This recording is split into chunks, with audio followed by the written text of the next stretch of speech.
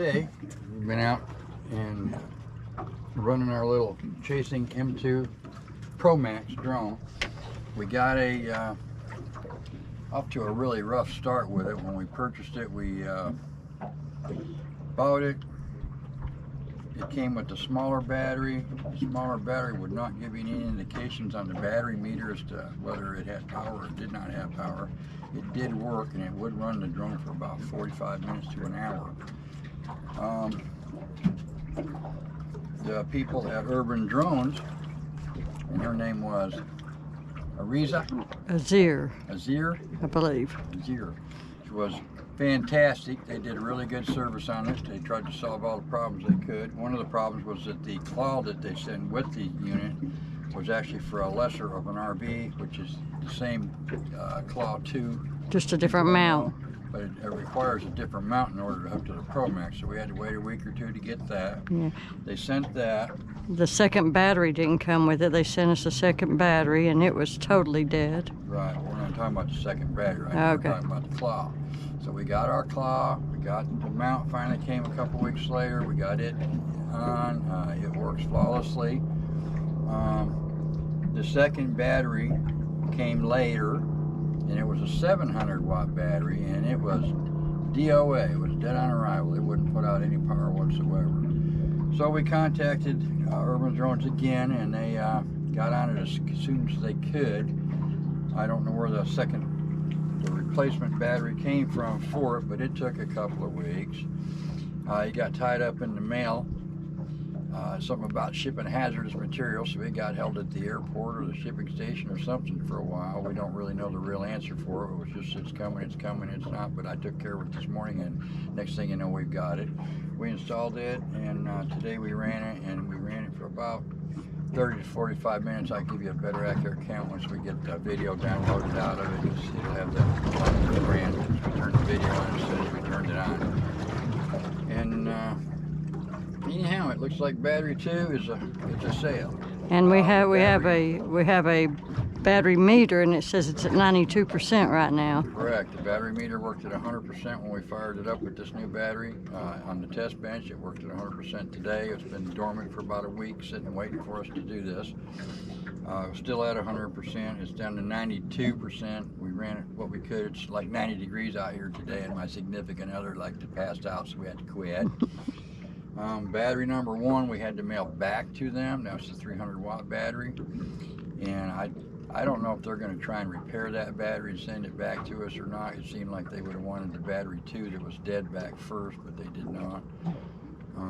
We can't send back battery 2, because if we do, we won't have a place to keep our second battery when we receive it. So until we see how that arrives, we won't know. They also, in this battery swap out thing, the battery 2, the heavier 700 watt battery, it comes with weights and ballast tanks like you can see installed here on the drone. Come on over here and take a look at that. Show it on the video. These extra ballast canisters that you have to mount on. On the bottom and the top, yeah. Right, they mount on each side. And then the claw, of course, we've got that installed.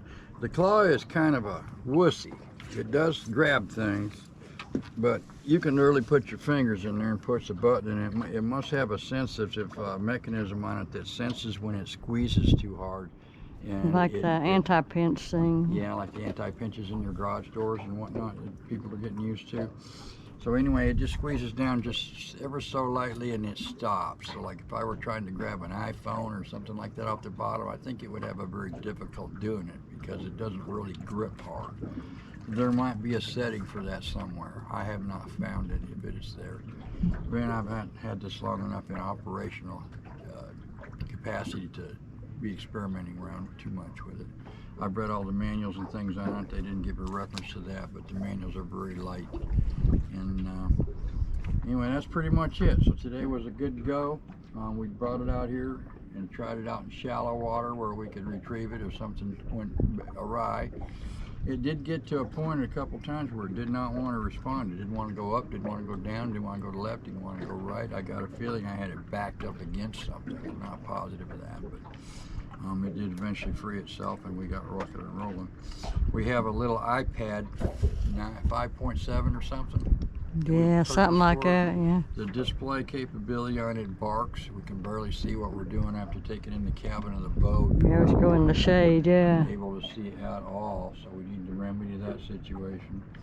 We don't know whether to buy the Chasing remote or not. It's got a pretty steep price tag to it for an experiment. I'm not sure if it's that much better, yeah. That's right. And another thing I'm afraid of, I got a feeling since we bought the Pro Max drone, I think that a lot of people, this is more of an industrial use drone.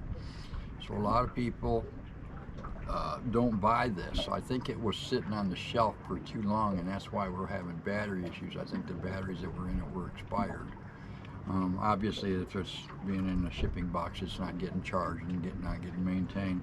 There are no serial numbers. There are serial numbers, but there's no way for me as a consumer to decode them as to know what dates these batteries were made, or what date this unit is. But getting back to that industrial version, I think that this would be one of the last ones to sell. And I almost feel like they kind of unloaded it on us. Because we didn't want the Max, we wanted the Pro, yeah. Yeah, we did. We just wanted to go with the Pro, but they didn't have it. Well, they said they had the Pro, they got our money, and then they said, oh, no, we don't, we have the Max, and it's only $900 more. Yeah, that's right. We got upset. Yeah, we got upset. At the time, we are trying to do searches for missing people, and we felt that we still feel that we've located several bodies on the bottom of the Tennessee River. The department teamed up with us on their off days, their training days, and they did the best they could to identify these targets. And I believe that one of them we couldn't find in a confirmed find. The second one, I believe the diver got on the wrong target. I have not heard back from them since, and nor have I made a call to ask them. So I don't know where that's at, but that's one of the reasons we got the ROV to start with, is so that we can do our own we searching. can do our own searching. This river is full of timber and trash and mechanical things, and we've got side scan sonar that we're going to post online when we figure out what a name for our channel was going to be. When we do that, you'll see what I'm talking about. But everywhere that we want to do a search at is completely full of trees, limbs, trash, some sort of thing that can hang this little $6 or $7 or $8 or $9,000 baby up on. So we're kind of afraid we're going to get it caught in something and lose it at this point. So right now, while we're learning to use it too, I have experience with a flying DJI drone. And one of the problems I had when I first tried this out was it was set in the Asian settings to where everything worked differently. Like backwards. It was backwards to me, and anyhow we found the USA setting, and now it's more comfortable to me to use, which I've just experienced that today. But until I get proficient with this, I do not want to launch it into a hazardous area where I may not get it back, unless I've got a diver on board that can go fetch. Yeah. So that's where we're kind of going for right now.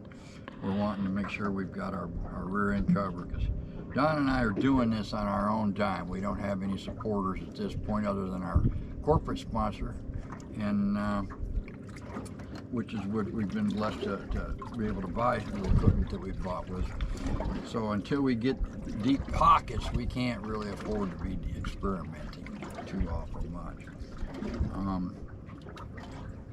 I believe that pretty much covers our drone here. I'm really happy with this thing. This thing is built, it's meticulous. The Chinese, I guess this is a Chinese drone. They are awesome engineers. This thing is, everything on it has got a purpose and it's got a thought.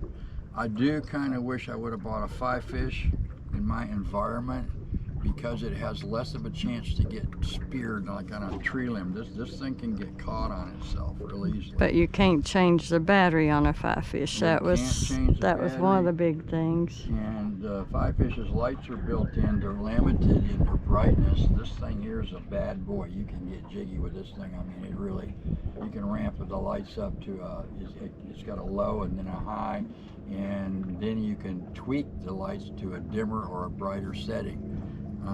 I'm assuming the high light that we've got right now is it. We did a recon dive on a little Volkswagen in one nasty, dirty water canal, and the lights were magnificent. They performed awesome. And anyway, short of getting stuck on a stick, this thing's the bomb, man. I mean, the motors are serviceable. Yeah. Which the 5-fish is too, but you have to, take the 5-fish completely down. The other thing in the 5-fish, we couldn't figure out if it gets debris inside its casing. How do you clean it? Yeah. How do you clean it? So I know it drains and it does whatnot, but how do you clean it? Do you have to take the casing apart? So we couldn't afford to buy one and the other. We didn't have a friend that had the other so that we could compare notes with. We tried to watch all the YouTube videos on all the units, and there aren't really any that cover that. So this bad boy, when it comes out of the water, you can blow dry it, you can air dry it. You know that it's not got water anywhere unless it egressed into some of the connectors, which that could happen on either machine. Yeah, you can look and see. There's some. Yeah, this is the seaweed thing. The seaweed cool. thing, yeah. When it hits the bottom of the lake, you can actually see on the camera. You can watch the sediment going through the rotors. You can see that going on. Back up there a little bit. So a little bit more. Yeah. Yeah, I just want to make sure I'm in your frame. At any rate, today I'm going to call it a success.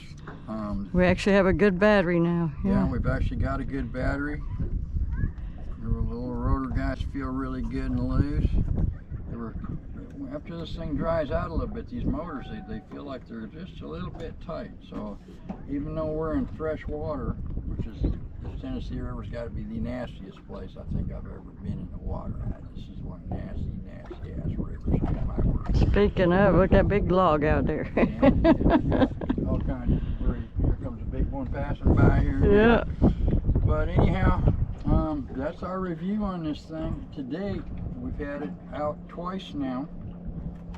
Actually, we've had it out 3 times. We brought it out to this location and we tried it out first. Then we were crazy looking for this one particular missing person. We found a little sports car, which she was driving a Toyota Celica when she disappeared. This car did not resemble a Celica, but it did resemble a 2-seat sports car, which I thought by the sonar it was a Porsche Targa, and my wife did not. And my wife, as usual, come out to be right. It was a VW Bug, probably early, maybe possibly even into the late 50s to the early 60s, maybe 70s. Yeah, you could see the headlights and the bumper and everything. Yep. Yeah, that's all we could see, but the only really identifying mark on it that we could see was the parking light that was on the fender. Yeah. So I think the ones in the 50s or 60s did not have the parking light on top of the fender. They were in the front.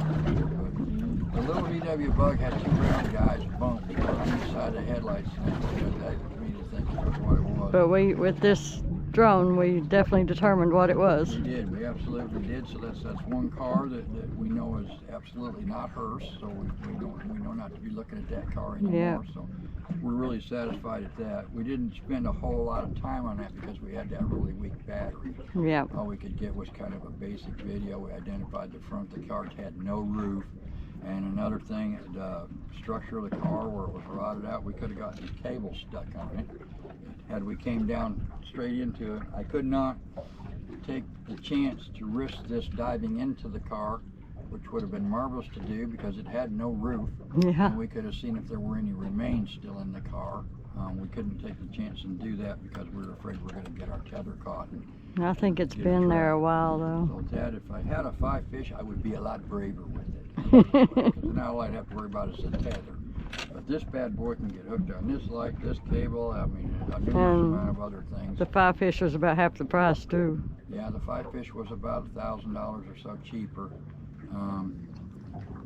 But you couldn't change the motors easily. You couldn't change batteries. You couldn't change batteries whatsoever. When your battery was done, you're done. So that's like, okay, now we're out here today, and we've spent a lot of time doing our recon on a vehicle or maybe several vehicles. That's what our plan is just to start avoiding the river. We have located between 53 to 65 vehicles so far. Possible vehicles, yeah. Possible vehicles, yeah.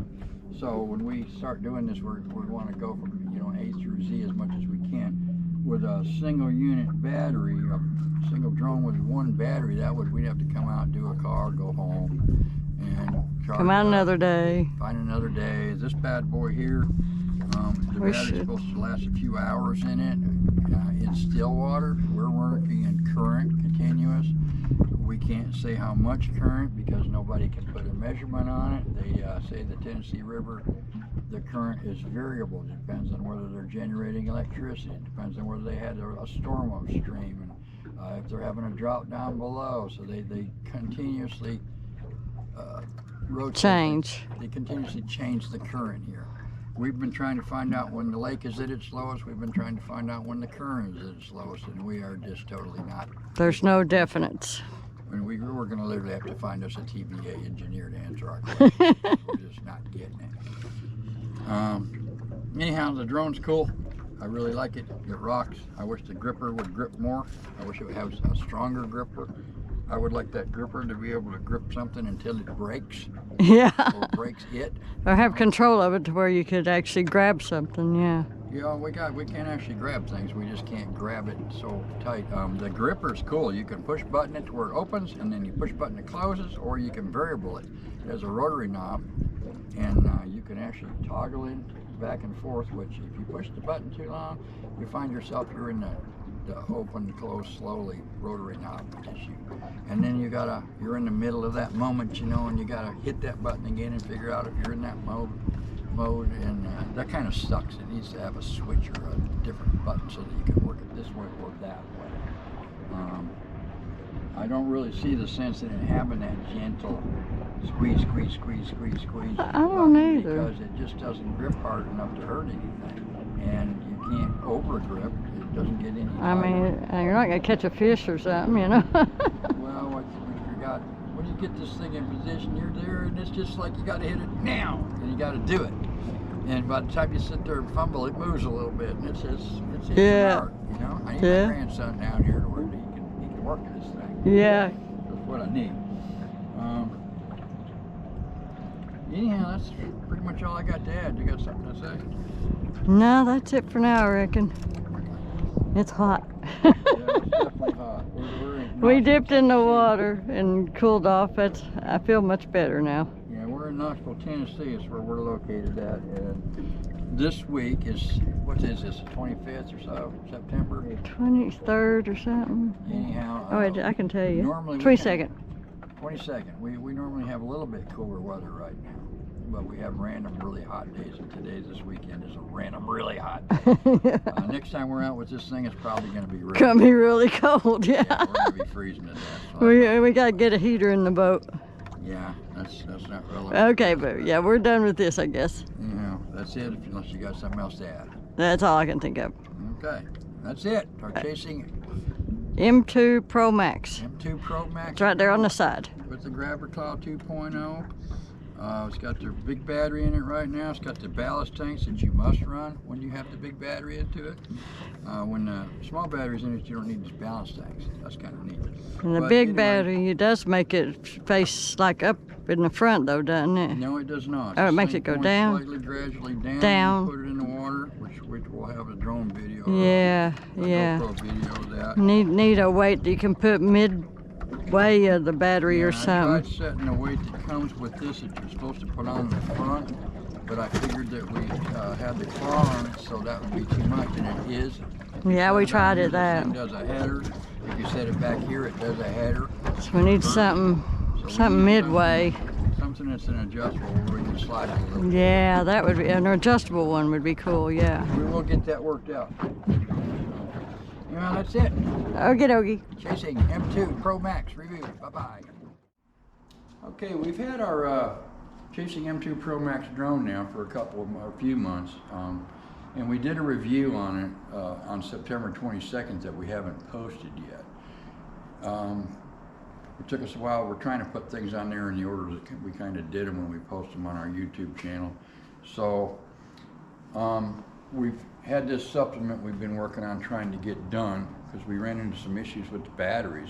We've had the batteries, that's how our review started out last time, but we know a little bit more than what we knew back then. So right now we're going to tell you this story about our batteries, and Donna's going to start out with the emails that we sent to Urban Drones, and then we bypassed them and went to Chasing. We got the exact same answers with a little bit more, but Urban Drones, you know, I mean, they're reading the same book Chasing's reading, so you're going to get the same answers when you call them. So this might save you having to call them. Okay, now here's how we started out. We started out with urban drones, and I sent an email saying, since it's winter now, how do we store the batteries safely? Fully charged, 50%. Do we need to charge them periodically? What are the safe practices to ensure that they will be good when we need them? Their response was never discharge the battery below 15%. Store in a normal place like normal temperature, not too hot or not too cold. When you need to store it for a long time, never store in a full charge. If they happen to be full, turn it on a few minutes to make sure they drain at least 20% or so. So then I asked him, we have a 700 and a 300 battery. Turning them on for a few minutes won't drain the battery at least 20%. One guy tried turning on the lights to drain it down and said it messed it up. What's the best way to drain it down safely? We don't have a bathtub at work to run it in. No answer. So that's when we went to email Chasing. And starting out with Chasing, when you email them, you need to send them a copy of your order, where you ordered it, your model, your serial number, your app version, screenshot of your app versions, battery, pictures of the batteries with all the serial numbers. And so this is a long email because it includes all of this info. And I just asked him, we have been told by urban drones that the batteries should be stored at an 80% charge level. Is that correct? What is the correct level to store them at, and what is the best method to bring them down from a full charge down to a correct level? That's email number 1. They responded with, the battery storage method provided by urban drones is correct, but there is one point that needs to be noted. You need to remove the battery and charge it every 3 months. This can prevent the battery from entering an automatic lock state due to unused after long-term storage. And also Happy New Year to you and your family. Okay, so then I asked them, what is the best or easiest method to get the battery to an 80% charge level without damage to the drone? Here's their response. Please charge the ROV directly to 80%. I don't know how you do that, but next email. The batteries are currently at full charge, 100%. The charger has a red light, the charger has a green light. We do not know how to take them down to 80%. Please tell us how to do it. We do not know how to stop the charger at 80%. Please tell us how to do it. We're trying to speak plainly here because they are, foreigners. You can interpret another language. Yeah, there's probably a language barrier here, I guess. They say there's no specific method to charge a battery to exactly 80%. You can try to fully charge the battery and then run the ROV for a while. Okay, we're back to that. So on our 6-hour battery, we have to run the drone for 72 minutes, and the 4-hour battery for 48 minutes, and we have to do this every 3 months.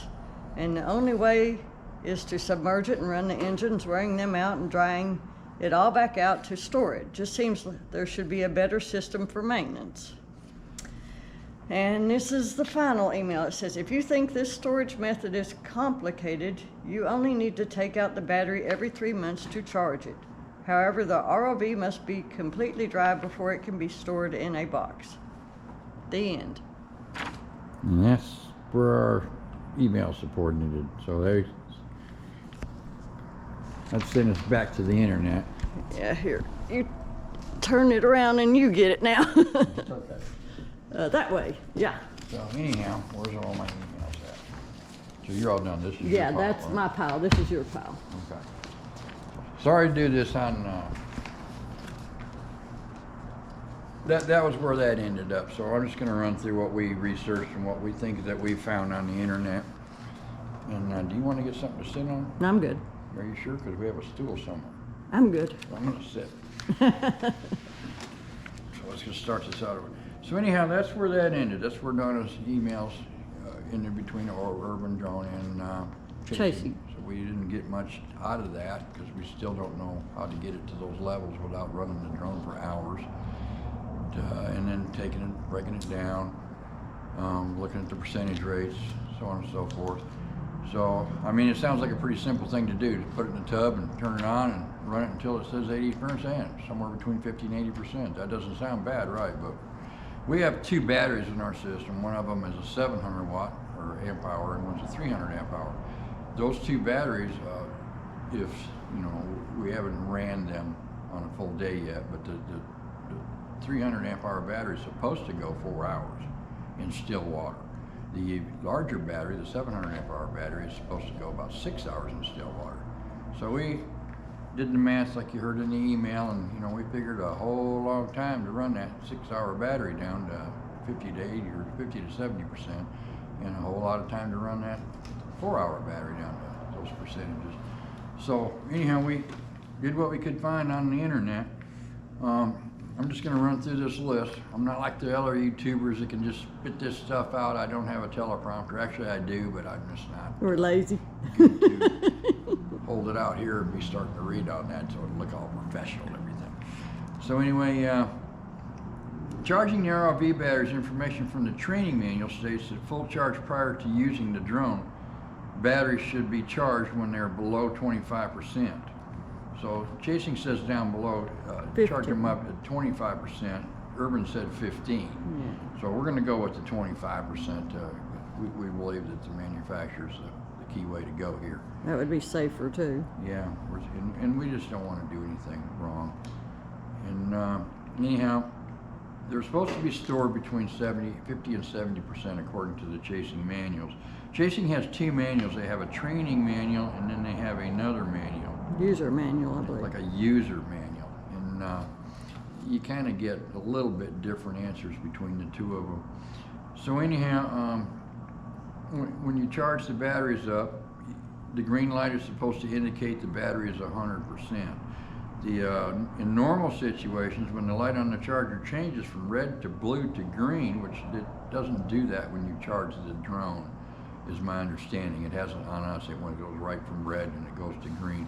If you're charging the E-rail, it states in its manual that it can go to that blue mode, and I'll get into that when we talk about the E-rail. Anyway, this is what it says in the manual. Normal situations, when the light on the charger changes from red to blue to green, the charger should be removed according to the manual. And that means don't leave it on there overnight. There is a situation where they do that. They advise you to do that though. So the red light indicates it's charging, the green light indicates it's fully charged. Completion of the charge, remove the charger immediately after charging. And once again, they say remove the charger when it hits the green light. So you got to be around to monitor this thing. You can't plug it in and go to work and come back home and do it when you're done, because you've exceeded that charge time.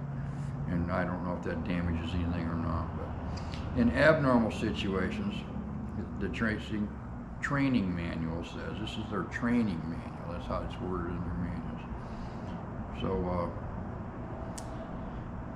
battery security. The ROV battery is under a power off mode when it's shipped to you for transportation. I'm assuming maybe that's for airport situations or long-term storage, I'm not sure. But it says charge it that first time to activate its first use. So once that's done, that should be done. Try to avoid running ROV out of power. Please charge it when it's below 25%. It's the same thing it said above in the other book. If the battery is left idle for a long time, please charge the ROV regularly every 2 to 3 months to keep the battery power at 50% and keep the battery power at 50 to 70%. It says to keep it in the manual, but you just have to stay right with it and go check it every, short intervals, I guess. You don't know when you're going to hit that, but you have to, when you charge it, you just have a power brick to charge it. The only way you can tell what percentage it's at, you have to take it off the charger, plug it into the drone, fire up your app, and see what percentage it stays at, and then if it was low, you'd break it back down again, put it back on the brick charger, and then you charge it to what you think is somewhere in that realm. And you're wearing all this out in the meantime. Yeah, they're wearing it out, but mostly, my attention span's not that long. So that's kind of a hard thing for me to do. So anyhow, We have been advised by Chasing Tech Support that if the batteries are not charged at least every 3 months, the batteries can enter a state known as lockout mode. That may be what happened to us on our initial batteries when we received our first battery shipment for our second battery for our drone. It came in and it was DOA. There was a source of power. You could check with a voltmeter. It had voltage, but it didn't have enough voltage, but it would not transfer any of that voltage out. You could get voltage on the in pins, but you couldn't get any out, so it wouldn't provide any voltage to the drone whatsoever. So it was pretty much DOA. So anyway, that may have been in a lockout condition. We do not know the end result of that, because we sent that battery back to them. They sent us another battery, and that's all we know about that. So lockout mode, we don't know if there's a way to get it out of lockout mode once it is.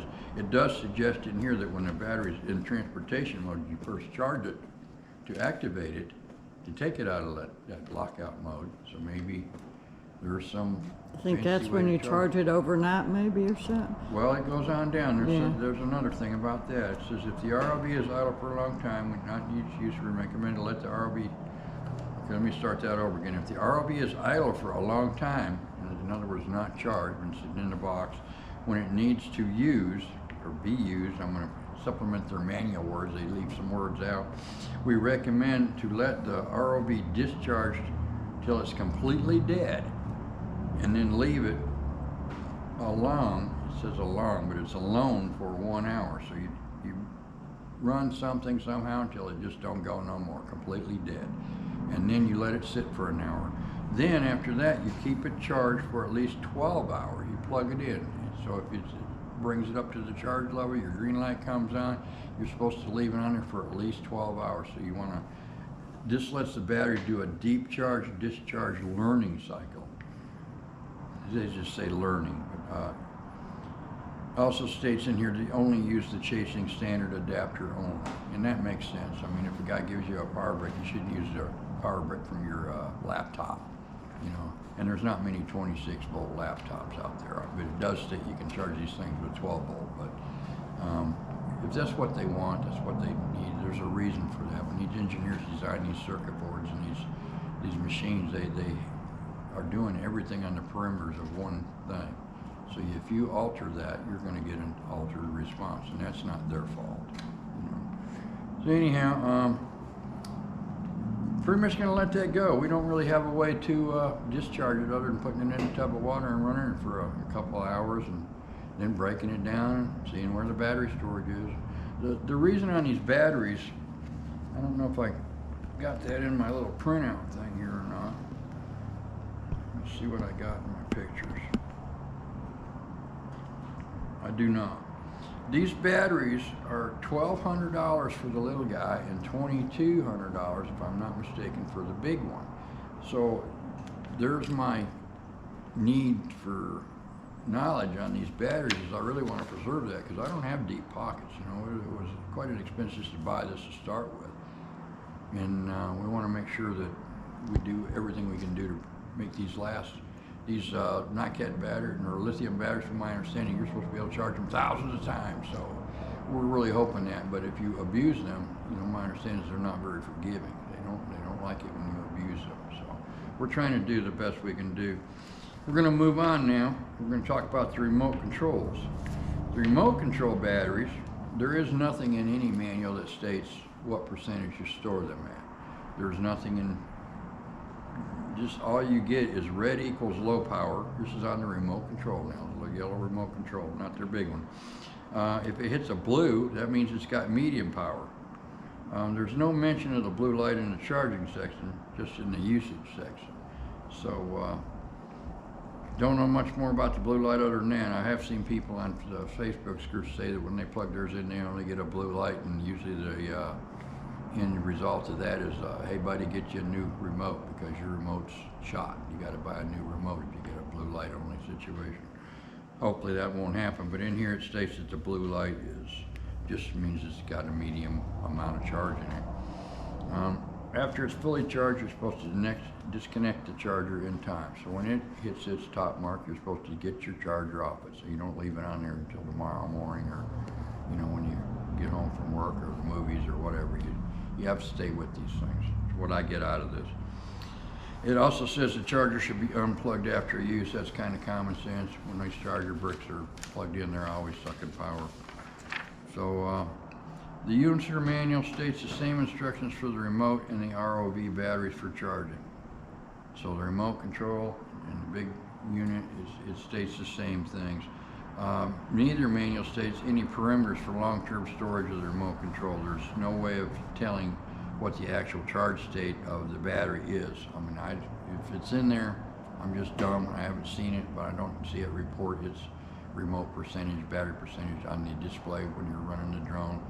That's not stating that it's not there. I could have overlooked it. I've only used this thing 3 times, and all 3 times were, the first time we were just trying to see what it would do, but we had a bum battery, so we were really limited on that. Second time we actually did something with it, but we limited the time on that because we didn't know when that battery was going to crash. Yeah. Third time was testing out this big battery. When we received it, finally we got a good one, and we took it out and we ran it with that to see what all that experience was like, and we'll get into that in a little bit here too. So the moving on, let's see.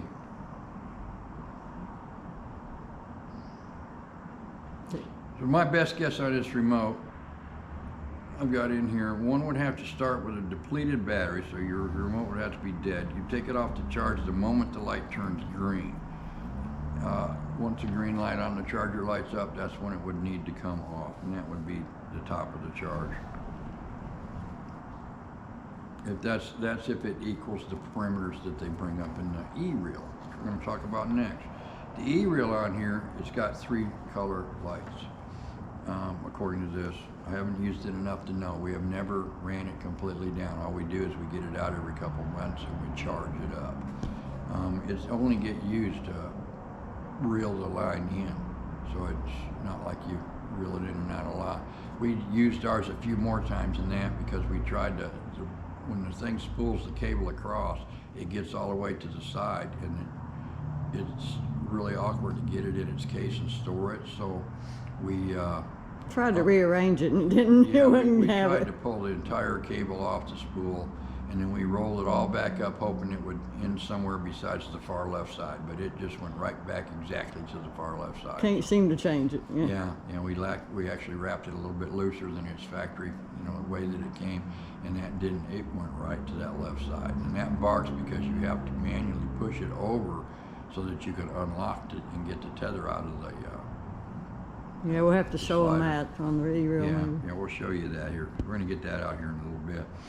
But anyway, on the E-reel, 0 to 19% is what it's supposed to be at when you got a red light. So it can be anywhere from 0 to 19%. If you got a blue light lighting up on your charger, it's 20% to 59%. That may also be in the button, on the push on and off button for this thing. It may turn colors. I've just noticed it being blue all the time, I believe. Like I said, I have not used this thing enough times to know anything directly about it. If you get the green light, you're somewhere between 60 and 100%. That's what it says in the E-reel manual. So that doesn't tell you a whole heck of a lot. The red light indicates charging. Green light indicates fully charged. The battery charger should be removed as soon as possible. As soon as the light turns green, they like that charger off that thing when the light turns green. They say that in all 3 of the things.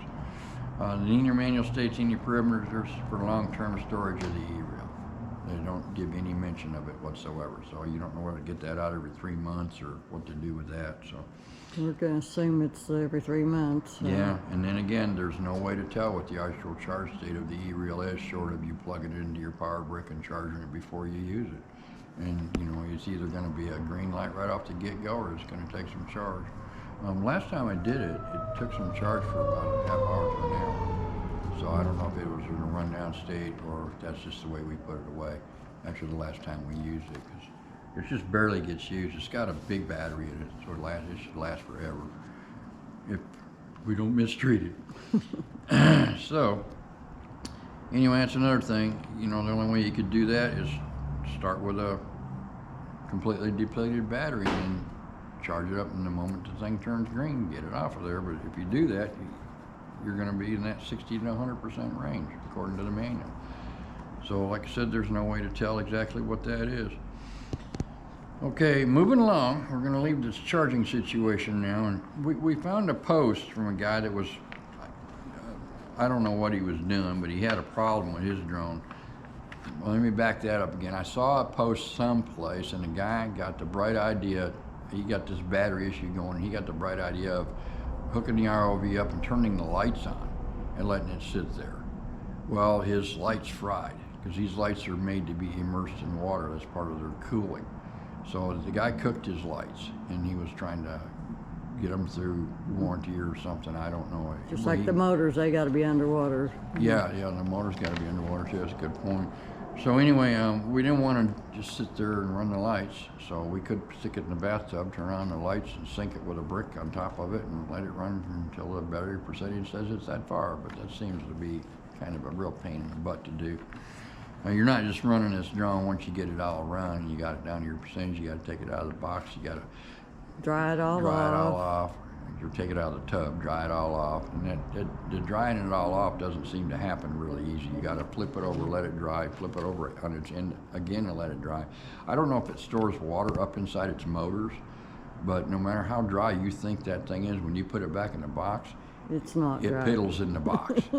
And there's other things in that box, which I'm going to show you here in a minute. As a matter of fact, let's just show you that now while we're talking about it. Let me borrow that camera. This is the setup in the box when it comes. You've seen countless reviews on these things. It's got this. Yeah. So when you open the box up, we got this beautiful towel. It's really nice. So we got that, and we got this lid. We have cut ours out bigger. Okay, our opening out. Not this, but this opening. We made it bigger because this drone, you about got to stand on each end of it, and then really pull your brains out to get this thing to come out of the case. So we actually took a saw, a long, I actually used Mama's bread knife, and I cut this out a little bit better so we could slide this in and out. Maybe just 1/8 of an inch around, you know. Yeah, well, we took a little more. We took more toward 1/4 to a 1/2 inch off, and it still makes it's still difficult to get out. The claw, you don't receive the claw, you know, with the kit, but the claw has a spot. So we bought the claw, so we have a spot for that. That's kind of nice. The remote goes there. Yeah, the remote goes there. This remote, hold that camera there for me. Yeah. It's kind of difficult. If you look at how it's in there, it's very tight. So when you're putting it in and out of the thing, you got to be really careful that you're not torquing on your joysticks. You don't want those screwed up. And then the on-off button on the thing is here. Right there. Yeah, that's the on-off. And you got to just make sure that it's off, because you don't want to just pull that out of the box next week and all of a sudden it's dead because you screwed up and you left it on. It has a Wi-Fi transmitter, it's my understanding, so it would consume quite a bit of juice. It's got little compartments for all your phone cables here. This is all our tethers from the tablet to the, that's for the claw. And there are other tethers in here for the tablet to the phone. We got an Android, C. They got everything in here. I mean, they did a beautiful job our of mini iPad in here when we left it at home. Yeah, we'll slip fit it in there. That's a good spot for it. I also made another spot for it here in the case. I carved that out. And, that wasn't like that? Well, it could have been like that, but anyway, our tablet without the case on it fits in that little slot. That's pretty neat. Yeah. But these Allen wrenches and things, they all came in plastic bags. I just simply plugged them in there. This is the key for the that's the Allen wrenches. That's the key for the getting these fasteners loose on these plugs. It helps you out. So I got tired of hunting for that little guy, so I just plugged it in there. We keep the foam in it, so it doesn't rattle around in the boat. It doesn't chaff it all up. We don't actually store this in the boat unless we're going to be using it. Yeah, once we use it, it goes into the boat's rear cabinet. You've probably seen that in the review video. I hope you did anyway, because we keep that in the back of the boat once we're done.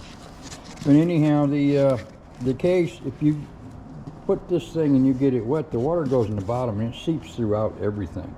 So you have to break the whole case down, take all this foam out, and that's not a fun chore, because you got to dump all your little articles out and stuff to get the box to be dried out. All in there. Yeah, you don't want to be storing it with the water in it.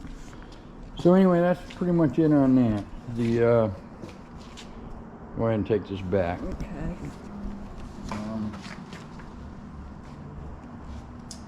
Okay, so anyway, getting back to these battery situations, and I don't know if this pertains to the battery or not, and I don't believe it does, but there was a guy on cbits.com that had a post in there, and somehow or another his drone fired up without it being attached in the box, he claims. According to what I read in the post, his lights came on. Well, the lights overheated like they do, and it like had a meltdown in the box. He sent an email to Chasing, and Chasing said, well, that's impossible. So I don't know if it is impossible, but thinking about the way this thing must work, if you can, the remote control seems to me to be a tether, or not a tether, but an activator, because my understanding is it works on 2 pins. So all it does is tell the drone to turn on, turn off. So in order for it to do that, I would think that the drone would have to be like in a standby mode all the time. So the drone is hot all the time. Anytime it's got a battery plugged in it, I think it's hot all the time. Because it's the only way his lights could have lit up by themselves. You know, he could have had maybe he had a water egress into the cabin of it, and that made a short across something, and that activated his lights. That's another possibility. That's possible. That is a very possible thing. I didn't even think about that. Yeah, we were talking about the water if you don't dry it off. Yeah. Yeah, but I mean, when you're down at depths and you know it's under pressure, the cabin, you can have a bad seal, and water can egress into the cabin of the thing, and that could short something out. I bet you that's exactly what happened to the guy. I don't know anything about the age of his machine or anything like that, but he bantered back and forth with Chasing support, and they told him it was impossible for that to happen, and he'd got nowhere. I mean, it was, I think the post was a couple of years old. You can go on cbits.com, and I believe it's I can't remember exactly. I'll post it in the video, put a page in there about where you can find that article, but you have to go scroll down to the bottom of the comments, and where he went back and forth with him, and his end result was, I just don't like Chasing, I'm never going to buy another one, and I don't feel they treated me right, and I don't know, I wasn't there. I don't know any more other than that. They asked him to send him pictures, but he said he couldn't fire the drone up to get them pictures. Well, I don't see what that's got to do with showing them a burnt box and all that other fun stuff. So the whole thing kind of doesn't make sense. So anyway, that's where that is. But that's getting back to these batteries. I'm thinking that this thing shouldn't be stored with a battery in it. That would solve that problem completely. But there's a drawback to this, no storing it with the battery in it thing. And let's move it back to this case here. If you don't have the battery installed, and you can do that real easy and still keep the battery in its case, you can unlock the battery, pull these pins out the way you're supposed to. You can unlock the pins. You could slide the battery back, lock the pins, and then push the battery forward, and it would not be able to go in and engage the drone. So it wouldn't have no power supplied to the cabin or the master of the drone.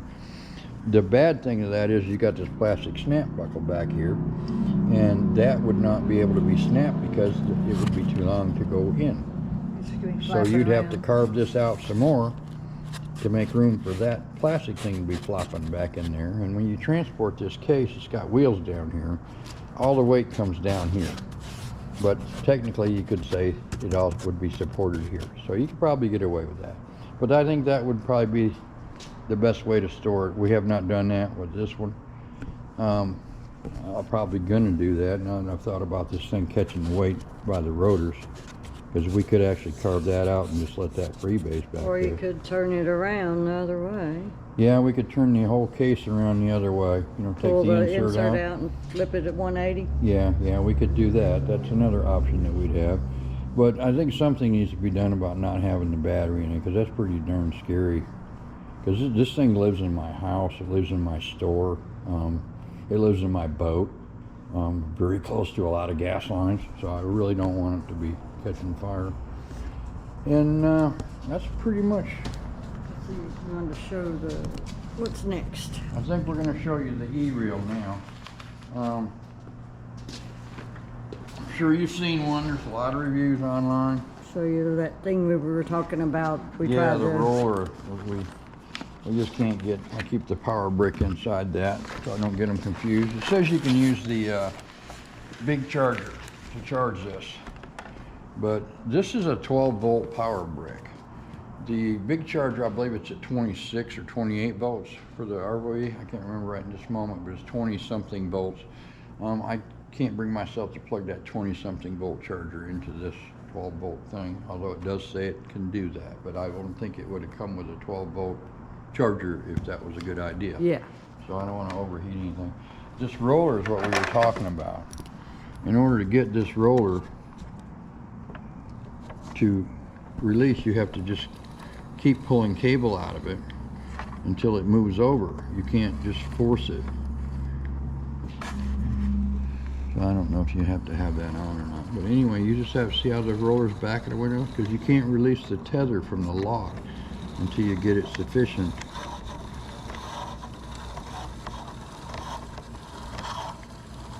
That should do it right there. Yeah, that should do it. Yeah. So now you can get in here and release that. You can get your tether out. See how that little door has to open there? Yeah. Hopefully there's enough light there for you to see it. So anyhow, that's what you got to do to get your tether out. So you end up with all this on the floor. Or on the ground. And the ground barks, especially if you're a guy that goes to the beach. And you put it all back together. And then I can't really see. Need your headlight. Yeah, I do. It's not this difficult to get in where you can visually see what you're doing. When you're in the daylight. Yeah. So you just put it in there. It's pretty simple to do. You snap that back shut. There we go. Then you have to turn it back on, or you can use the manual crank side of it. But we got power, so we're gonna power it in. Yeah. You have to wait for this to boot up too, and I don't really understand why it would need to boot up, but it literally boots up. So then you There start it to roll goes it. in. Shouldn't stand on the cable. No. Does this thing make a liar out of me? Here it is, that's it. So see, you don't have enough room to unlatch it. You have to manually pull it out. Yeah, see, there's no way to get in there and get that flipper open. Yeah, it's just not going to happen for you. So anyway, I just wanted to show you that on the E-reel. The E-reel has no charging other than it seems to always have this blue light. Of course, you got a green light here. So that might be the light that, maybe this light goes blue. We haven't experienced that yet, so. Yeah. You know, we're not positive about all that, so. Anyway, that's how that's stored. And you gotta turn it off. Yeah, that'd be a really good idea. Let's see, this button. Yes, ma'am. Okay, it's Yeah. off now. I'm trying to avoid putting the camera so close because a lot of times you're going to get blurry areas. Yeah. You don't know it until you're in close to this guy. So that's the reel. That's the E-reel. Another thing we got to talk about here, talking about these batteries again. When we received our drone, they forgot to send the second battery with it, and then a few days later the second battery came in, and it was a 700 watt battery. 700 amp hour battery. This is the box it comes in. So this, at the beach or on the boat, just isn't a long time survivor. You know, obviously you can't get it in your case. You already got your email you're hauling around separately. You got your case with your drone. And then you got this battery. Now this big battery, this is the larger battery now. You have to run ballast tanks with it. That would be these. They're simple to put on. I mean, it's really cool. Let me back up there. Okay. Keep me in the front. Let's see if I can get this out by myself. This is what I was talking about it being difficult to get out. If we didn't carve that out of there, it would have took. I would have had been over there holding the foam down. Yeah. And we could use a third person in. Yeah. So Yeah, anyhow, I'd usually hold the foam down with one hand and grab one side with the other hand. It'd take all we could do to get it out. yeah. So you'd have your lights up. I'm not gonna, well, I might. Let's see what happens. I'll put one side in for you. Just one. Got some butterfly knobs here we're gonna take apart, break this down. You could leave these probably out and save yourselves a lot of time. Just store them in the package. Show me the inside of this package. This is the manuals that come with it. This set here, like so. So you got your battery, you got an extra ballast weight. That's where you put that on the nose, on the forward section, right in here. It would go there. There's 2 small screws. That's the only place on this thing that'll fit. I believe it'll fit there, and it'll fit on the bottom, I think. Yeah, it should. Down here. Yeah, that's this weight here. See, it would go there like this. You could have it on the bottom. I don't know if you can have it on the, back up a little bit. Yeah. I don't know if you could have it on the bottom with the With the claw grabber on, arm. with the grabber arm on. Yeah. But it's supposed to be placed at the forward end of it. This drone is designed for use in salt water. It's not made for fresh water. So, not that you can't have it in fresh water, but what it is, it changes the balance point because salt changes everything. Salt water does. So when you've got it in salt water, it acts totally different as far as it's laying down and standing up. I have not had it in salt water. I don't know what it does. Don't plan on going The people inside. you see on YouTube, most of them I think are in fresh water when they demonstrate it. When they throw it in the water, and for what this thing costs, I'm not going to throw it anywhere. But anyway, they throw it in the water, and it usually does a header down, and most of them have the claw on it, so that adds weight. They say you can put a pool noodle. Just cut you a piece of pool noodle and put it around your claw, and that'll help float the front of it up. We've been kind of thinking about that, and we'll go into that here in a minute. I don't think that's a really good idea because, well, let's go into it now.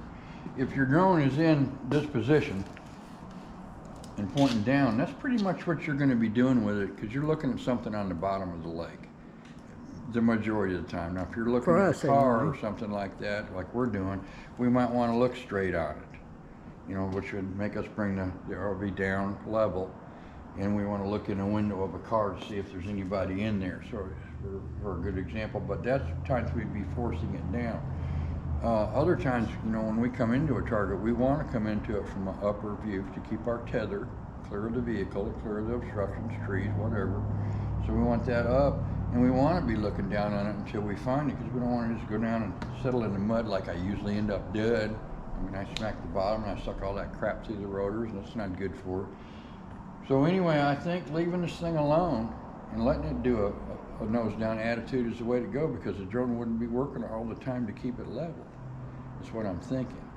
So, or not to keep it level, but if it starts out level and you're all the time working it to keep it nose down, then you'd use a lot more battery than what you would if you just leave it alone. And that may be what the designers intended. You know, we don't have anybody to talk to about this stuff, so. You know, all that we find on YouTube and whatnot are people that are reviewing it, and they're probably doing it for the company. You know, most of the advertisements you see on are from Chasing, and they're trying to sell their product. You know, so they're leaving all this fine point stuff on. So anyway, these things here are pretty simple to put on. You just simply slip it up in there. Be careful not to catch these little leader wires. Yep, screwed it up already. Like Gotta go that way. Okay, there's a little recess right here that you catch. You're probably not gonna be able to pick that up on camera, but it's a little ridge, and it kind of makes you put it there where it Yeah, I goes. see it, yes. You put these back in.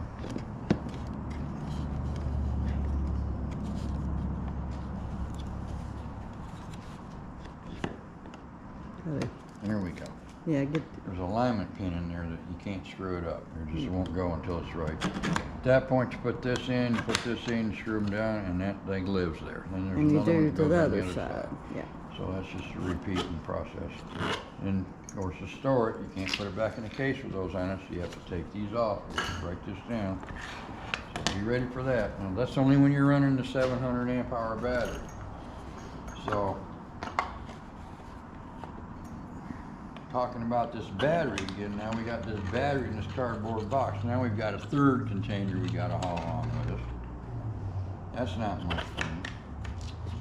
So get ready for 160 to around 300 bucks for another box you're gonna have to buy. So this $2,200 battery now is not a $2,200 battery. It's a $500. $2,500 battery. So This battery is extremely heavy too. I think it weighs around 18 pounds or something like that. I'm not sure the weight. Check the specs on there. But anyway, you're going to have a box. In fact, we found some. They're on your iPad. Yeah, we did find some. We've got them on the iPad. I'll show you that here in a minute. When we bought this drone, all the advanced sets state they come with two 300 amp hour batteries. One in the machine, second battery's a 300. Urban Drone sent us this 700 AH battery. For some reason. They said that's what we get. But, you know, I guess they're the only ones that are doing that, or they conveniently didn't have that 300 amp hour and they had this one. So bigger is better, you know, but it's not better. In our case, it will be better when we start running. Our plans are we're going to go check car 1, and we may go as many as car 40. So we want all the batteries we can get. Speaking about that, this battery might last 6 hours, but that remote controller is not going to. So you got about a 4-hour battery here, you got a 6-hour battery here, and you got about a 4-hour remote control. So now you're in trouble. Didn't think of that. Here we are. So I think we'd be better off with 2 small batteries. I do too, and we'd be able to buy a smaller case, but now in the case situation, you know, we told you around $300, or I think we found one for 160. 260, I think, yeah. Yeah, around 260, that will house this entire box. We have to have a box to put this in. One thing we need is waterproof. We need to be able to set it down in the sand, on the boat, wherever we want to put it. And that cardboard don't get it. So this cardboard box is going to last, you know, about 3 trips, and it'll be a dead horse. And dealing with all these flaps flipping around, you can't do that. It just doesn't, you know, you can't carry a roll of tape with you and da-da-da-da-da. So that's out. The other battery, let me bring that back. When it came the second time, they sent just the battery, and it was in a smaller box. About half the size. About half the size, because it does not, the small battery does not require these ballast weights and stuff. So all you have to do is worry about hauling around another battery. So that's a lot more better of a footprint to take up in your little ensemble here, your trio of boxes. So that would be a better situation. We'd have less time with the battery, but we're not going to defeat the battery time on the remote control anyways. We could possibly, I've not tried to do this yet, but I think we might be able to hook into the 12-volt system on the boat, plug it into the charger. Don't know, it says it takes 12 volts, but it's also charged from a 28-volt system, or 28, 28. So I don't know if that's a smart idea or not, but we might be able to supplementally power that remote. That might solve that whole problem. We have nobody to contact to find that out. Yeah. So we're hoping that people, when they watch these reviews, they'll chime in and say, hey, this is what I do. You know, I've run into that problem. So far, nobody's really commenting on our videos. So whether we're just too long and drawn and boring or ugly or what, we don't really know, but we'd really like some feedback. That's what we did this for. We tried it in the user groups. The majority of the user groups are worldwide. There's people in Sweden and South America and just all over this planet, which is pretty cool. Chasing's done a good job marketing this thing. They've got this thing all over the planet, and there are people that use this commercially every day. So anyhow, This is definitely a commercial. yeah, I think it is only because of the extended batteries, but most of the guys that are using this, like to inspect ship hulls and whatnot, they're using that remote. They're powering generators that power an AC adapter that power this bad boy continuously. I don't think they're really giving a darn about the battery. Yeah, they get the professional set, not the advanced set. Yeah, so I mean, they're using it to inspect ship hulls and whatnot and stuff, and fish farms, all kinds of different things. Yeah. So anyway, that's way beyond us. So anyway, I think we about covered everything. Hope so, because we're about out of battery. Yeah, that's good. That covers the big battery. So know what you're signing up for. You're going to have to buy a big case to put that in. The cases we found, let's see. They're Pelican cases. Yeah, they're Pelican cases if you're looking for them. It took us a while to figure that out, but everybody calls them a Pelican case. This is the one for the big battery. It's right about 259. And then the smaller battery is right there at They're at about 223. yeah, And you can get, I think, 10% off your first purchase if you give them your email or something, so. Yeah, that's what it says on here. You can also buy them with the foam and without the foam. This has got foam, so we thought we'd just get the box that does not have the foam. But you can't buy a box that's the exact size this is, so you're gonna need probably to buy that foam and then remove what you have to so that you can insert this foam. That's our plan. Yeah, that's our plan. There's not really any way to stack this battery thing in here because the way it recesses in, it sticks up here so much. So if you had it in a Pelican case and you had one that was small, you would just have this much captured. Where then your ballast weights and All your that stuff's screws gonna be would be flapping around, yeah. they'd be flying around. And then you got this recess, so that's quite a bit. So what we're thinking about doing is peeling off about 2 inches of this because we had to get a case that takes a bigger thing. We're peeling off that much Think of about this. those 4 layers, yeah. And actually taking it and putting it on the bottom of the case, then insert this, and then have this, and it won't be as tall. And then the cases have this really nice pleating tops, just like the show them this case over Oh here. yeah, just like this one, yeah. Yeah, they have this. Don't get so close. Nobody can see when you're so close. So anyway, it's got that nice padding at the top. So that should capture anything and keep it like it does in the drone kit. Yeah, that one works really well, yeah. Yeah, all the little parts and things in the compartments can't fall out. And we don't know what we're going to end up adding to this thing additionally as far as little parts and cables and this and that and everything. We believe that everything is here now. We think we're good to go with all this. So. Other than that other monitor you might want to get. Yeah, I'm really looking at that larger monitor that Chasing offers, but we've had a real bad time with the Mini 6 iPad because when you bring it out in the direct sunlight, it wants to darken itself to protect it from overheating and preserve battery power, which is a real crock of crap because we really need to see that screen. So if we can't find a way to make that thing brighter, and it only goes to 500 nits is my understanding. But the Chasing remote that they have is pretty expensive. It's close to $2,000. It has a 700 nit capacity, but I'm hoping that at 700 nits that would be enough, and I believe it would. And it stays bright, if hopefully. it stayed at 700 nits, if it actually stayed there, and it's bigger. I think it's got a big case and it's designed for cooling. And if they thought that remote out like they thought this drone out, I think that it'd probably be a really good unit. So I can't find any reviews on it whatsoever. It's a Chasing WSRC Remote Control. It's a lot larger. It's got Wi-Fi and all this stuff that we don't need. But we don't know if we need it until we're going to need it. So we don't know. But I'm just looking for that screen display. Because you need to be out with this ROV in order to use it. Because you only have the depth that it's at. And then you have the compass. That's it. But if you're out where it is, you can watch that tether cord and at least know what direction that's going. Especially if you've got current like we do. We're in current all the time, so we can tell if the drone is being taken downriver and we want to be up here. So we can see that by the tether. I don't know how you'd ever use this thing if you had the virtual glasses. I don't know. That's pretty cool. It sounds really neat. If you knew where the thing was, it would be neat. But if you can't see that tether, that takes a lot from your situation. But we don't really know. We're not that experienced with this, so we just don't know. So anyhow, we're going to call that a wrap. We hope we've told you everything that we know. We hope this hasn't bored you to death. We hope you liked the video, and then we hope you don't get into the stuff that we got into, because we just accidentally, we thought we were just buying an ROV, and we had about 6 hours worth of battery, and we'd be good to go, and we learned all these all this drama. Yeah, there's a lot of drama to it. So, but this is like having another job now that we have to do in our life, and we're already pretty busy. So this has added a lot to us, and hopefully it's going to benefit us more than it's costing us in time and monies.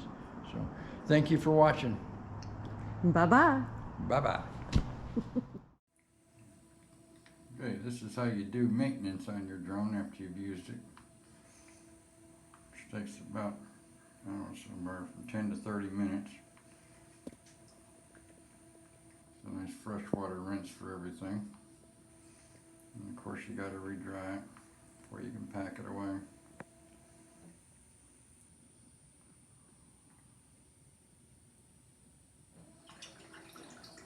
Sit there and runs this and runs that and runs the other thing. soak this for a half hour to an hour, and then you initiate this self-clean mode.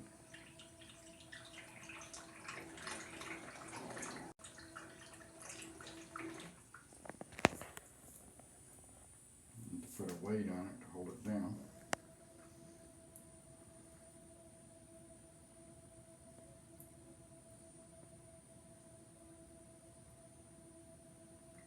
Pretty interesting, except for the part where every time you use your drone, then you have to bring it home and clean it. So you're not just using it for your half hour or your hour. You turn it into a maintenance issue. So now when you get home, you have to unpack it, soak it for the time, and then run the maintenance procedure on it. And then of course you gotta dry it all off. Let it drip dry and towel dry everything you can before you can pack it away. It's pretty much a half a day venture. You really do all the math on it time-wise.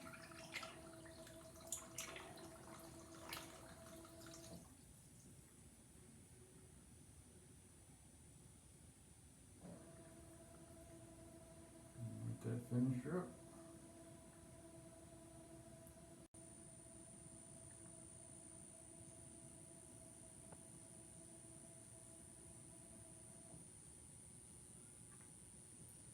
Helps a lot too if you've got a nice wife and she doesn't mind you commandeering the bathroom and the bathtub.